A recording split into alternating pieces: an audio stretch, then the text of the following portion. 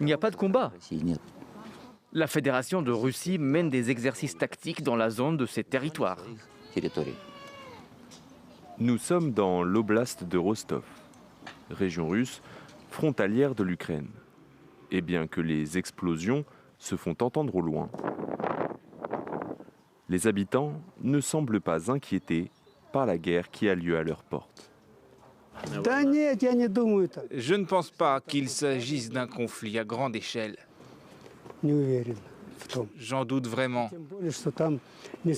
Et il y a une injustice en Ukraine. Les nazis sont au pouvoir. Depuis des mois, les médias d'État russes développent le même récit pour justifier l'invasion de l'Ukraine.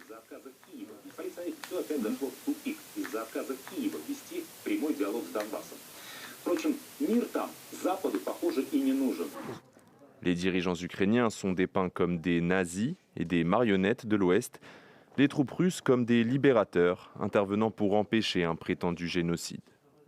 Bien que le Kremlin n'ait fourni aucune preuve pour étayer ces accusations, de nombreux Russes sont convaincus que Poutine mène une guerre défensive pour protéger la Russie et libérer l'Ukraine. D'autres expriment leur sympathie et compassion pour leurs voisins ukrainiens. L'essentiel, c'est de comprendre que ce n'est pas la faute des civils. C'est une guerre de politiciens. Et les civils ne font que souffrir de ce qui se passe dans le pays. Défier le récit officiel, voilà à quoi se risquent les milliers de manifestants qui descendent dans les rues pour protester contre l'invasion de l'Ukraine.